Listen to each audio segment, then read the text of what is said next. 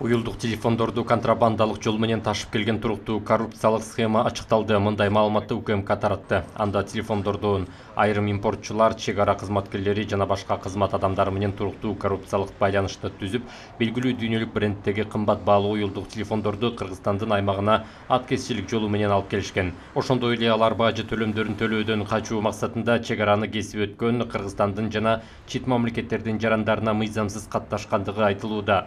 Жарандардын бул тууралуу кабары болгон эмес. Чек ара кызматкерлери пайда көрүү максатында жеке импортчуларга бул жарандардын паспорттарынын маалыматтарын берүү жолу менен көмөк көрсөтүп турушкан. Буга байланыштуу УКМК тарабынан коррупция беренеси боюнча кылмыш иши козголуп, мунун алкагында Бишкек шаарындагы Айчүрөк жана Берен Голд соода борборлорунда, ошондой эле Ош шаарындагы уюлдук телефондордо тинтүү иш-чаралары жүргүзүлдү.